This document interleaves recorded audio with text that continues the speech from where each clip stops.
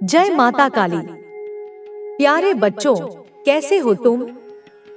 आज तुम्हारे जीवन में एक तीव्रता भरा संदेश प्रस्तुत हुआ है। इसे किसी भी हालत में स्वीकार कर लो, क्योंकि यह तुम्हारे जीवन के लिए बहुत आवश्यक है। मेरे बच्चे, बहुत से लोग तुम्हें अपशब्द कहते हैं, जिसकी वजह से तुम्हारे जीवन पर गहरा प्रभाव पड़ता है। तुम इसी कारण दुखी रहते हो और एक दूसरे के प्रति नकारात्मक भाव रखते हो। यही वजह है कि तुम्हारे लिए बहुत कुछ करना मुश्किल हो जाता है। तुम सोच सोच कर परेशान होते हो, चिंताओं में डूबे रहते हो। दिन रात तुम्हें यही चिंता लगी रहती है कि यह सब मेरे साथ क्यों हो रहा है। मैं जानती हूँ कि इन सब चीजों ने तुम्हें बहुत व्याकुल कर दिया है। तुम इतना परेशान हो कि किसी से खुलकर बात तक नहीं कर सकते। लेकिन अब तुम चिंताओं से मुक्त होने वाले हो। यह संदेश तुम्हारे जीवन में एक नई परिपक्वता लेकर आएगा।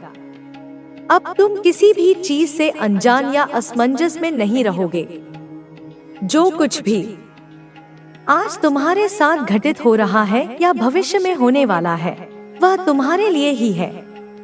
तुम्हारी काली माता तुम्हें सच्चाई बताने का प्रयास कर रही हैं। जो भी वे कहेंगी, वह तुम्हारे लिए लाभकारी और महत्वपूर्ण होगा। इसलिए इस संदेश को अनदेखा मत करना। इसे नजरअंदाज करने की गलती मत करना, क्योंकि यह तुम्हारे जीवन की आकांक्षाओं को व्यक्त करता है। तुम मंदिरों में जाकर मेरे दर्शन करने के लिए प्रयास करते हो, लेकिन जब मैं स्वयं तुम्हारे द्वार पर आती हूँ, तो तुम ध्यान नहीं देते। जब तुम्हारी काली माता तुम्हारे घर आती हैं, तब भी तुम उन्हें पहचान नहीं पाते। लेकिन मैं तुम्हारी सभी समस्याओं का समाधान करूंगी। मैं इस तरह से तुम्हारी सहायता करूंगी कि तुम भविष्य में कभी किसी कठिनाई में न फंसो। तुम्हारा जीवन सरलता से आगे बढ़ेगा। मेरे बच्चे, जिन लोगों ने तुम्हें अपशब्द कहे हैं, क्या वे स्वयं अच्छे इंसान हैं? क्या उनके जीवन में सब कुछ अच्छा चल रहा है?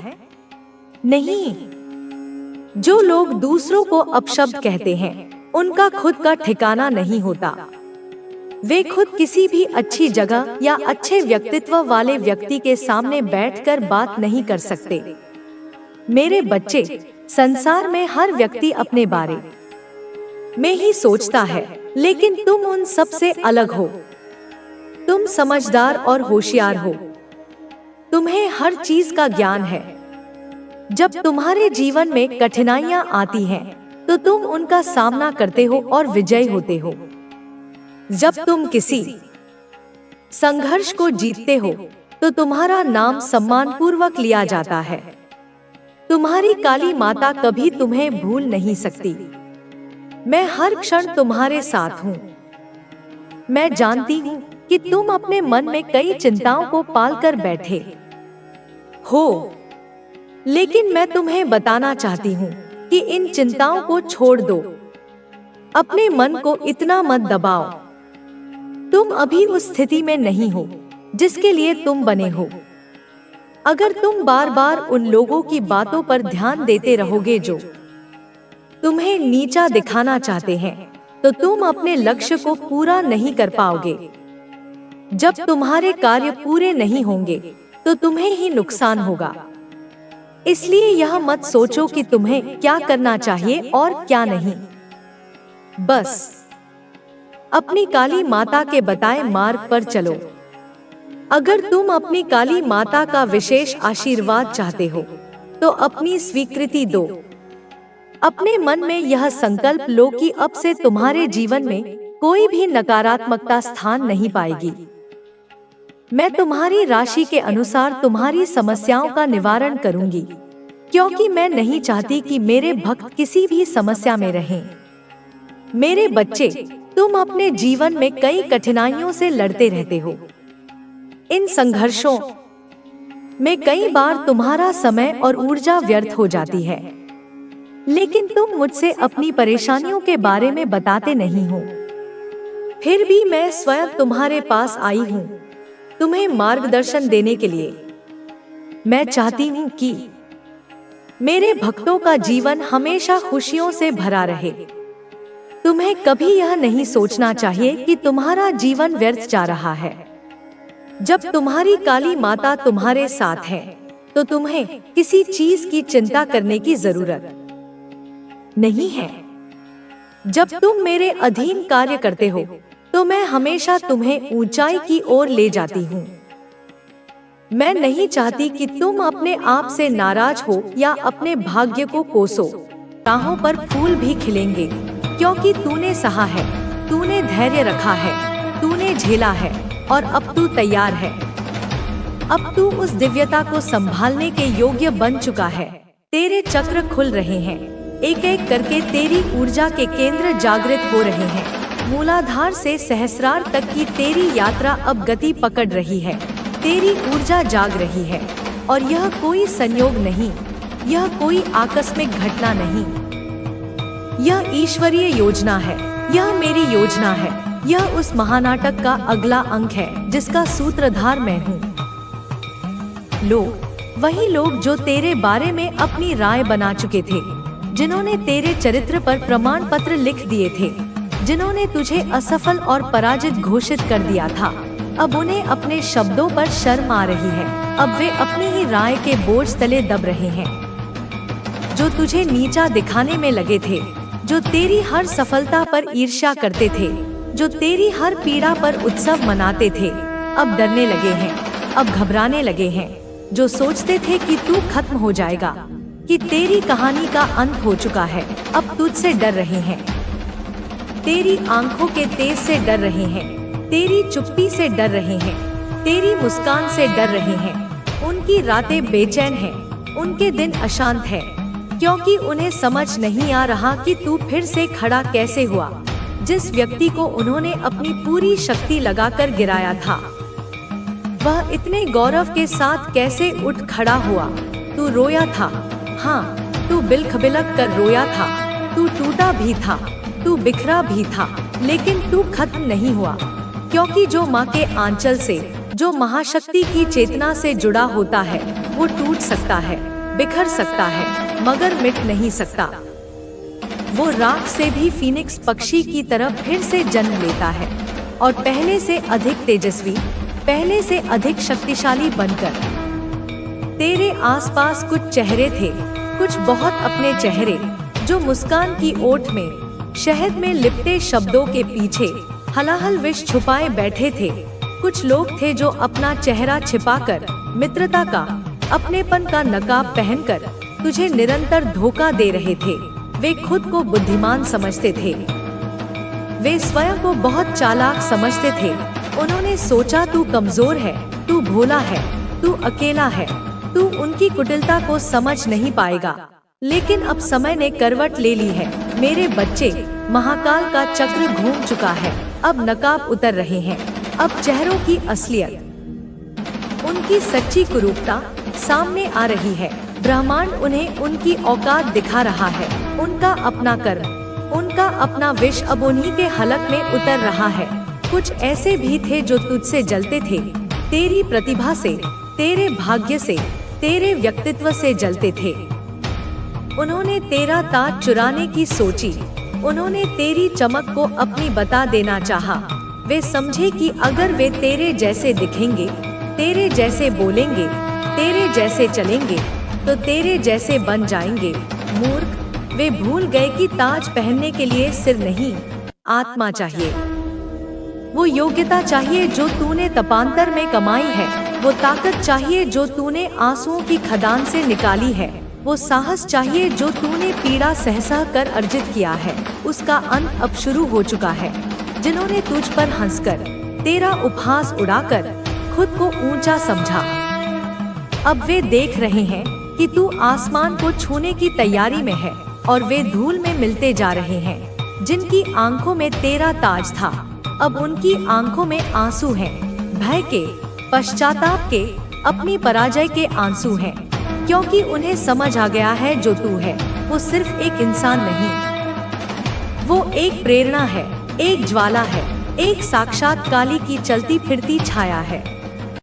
और मेरे बच्चे, तुझसे मैं एक चीज मांगती हूँ, बस एक। जब भी तू थक जाए, जब भी जीवन का बोझ तुझे झुकाने लगे, जब भी लगे कि अब नहीं हो पाएगा, बस मेरी तरफ देख लेना।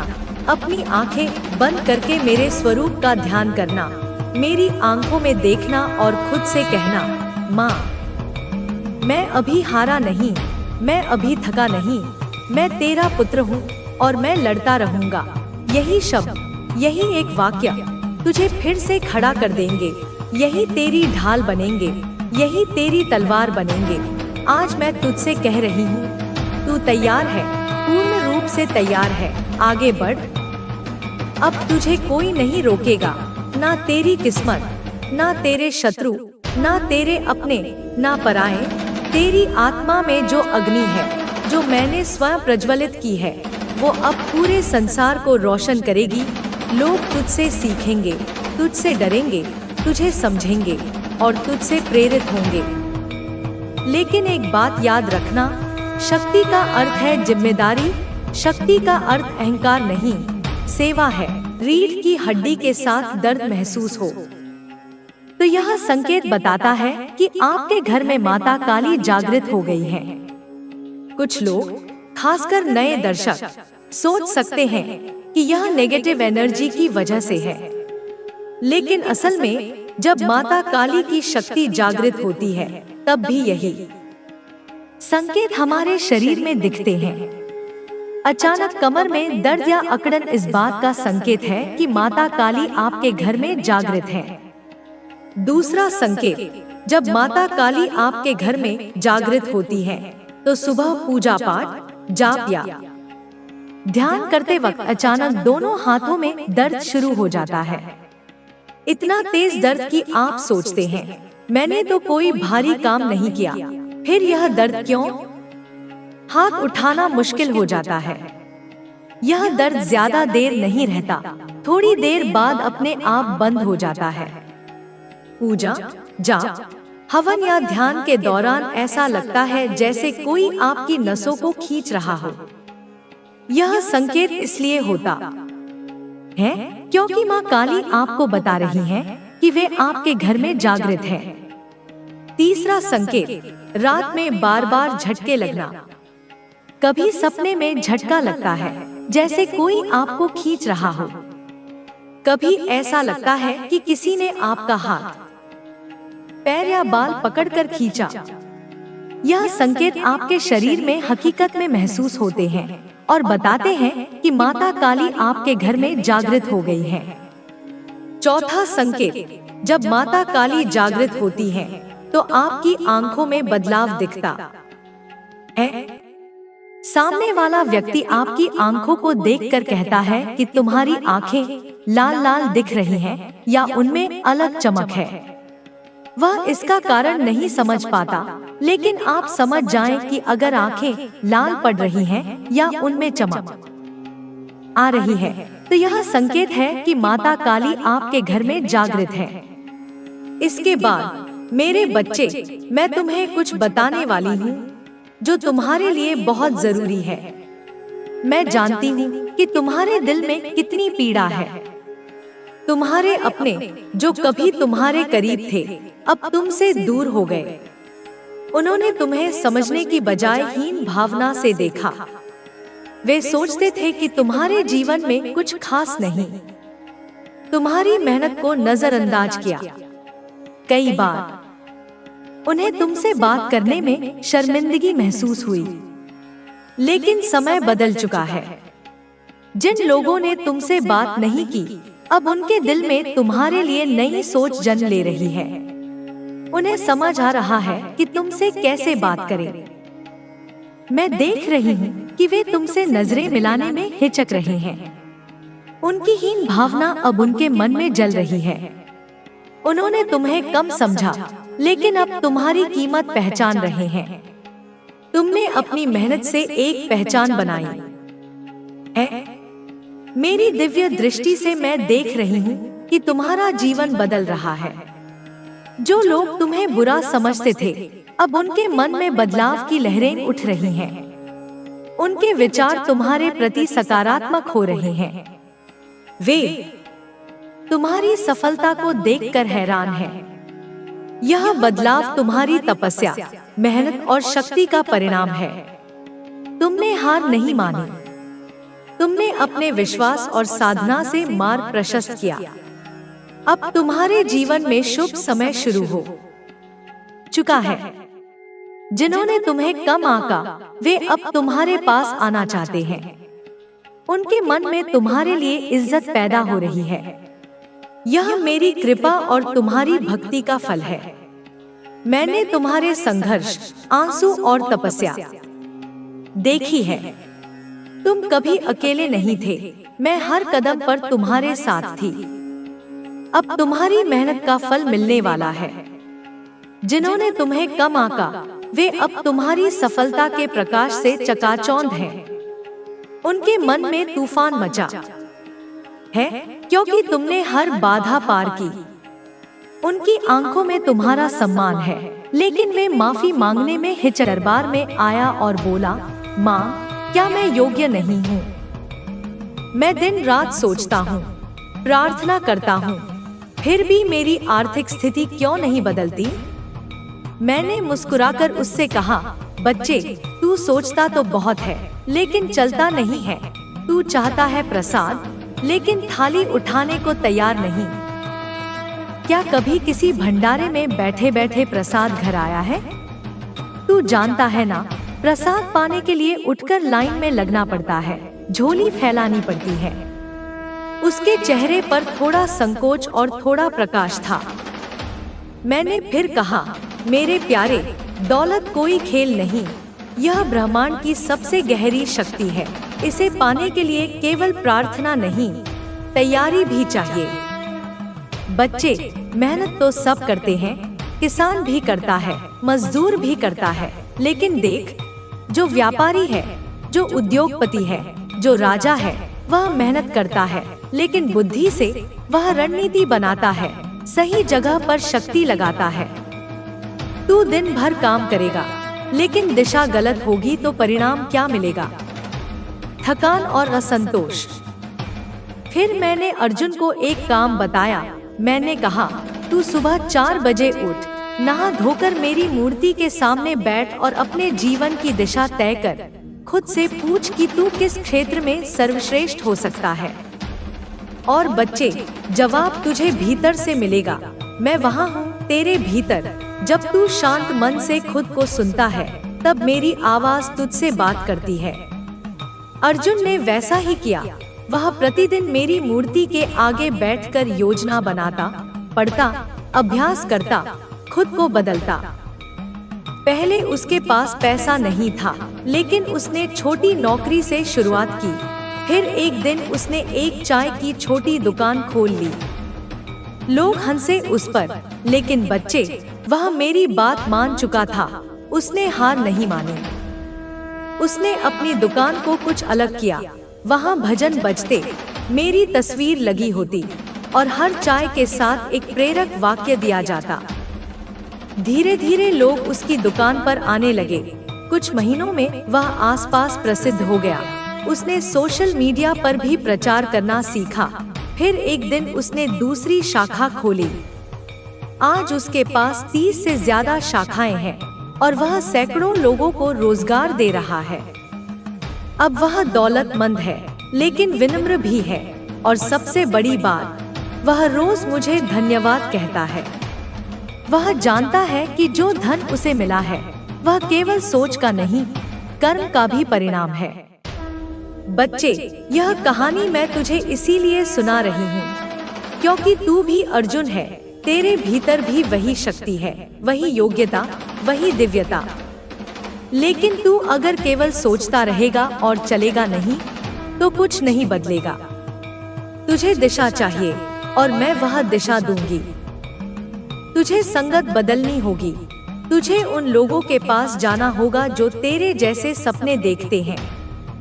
बच्चे, जब तू बिजनेस करना चाहता है, तो तू मजदूरों के साथ नहीं, बिजनेसमैन के साथ बैठ। जब तू धन चाहता है, तो ऐसे लोगों के बीच जा जो धन की शक्ति को समझते हैं, जो बुराई करते हैं, शिकायत करते हैं उनसे दूर हो जा। यह मत सोच कि मैं तुझे नहीं देखती। जब तू रात को उदास होकर सोचता है, मैं वहाँ होती हूँ।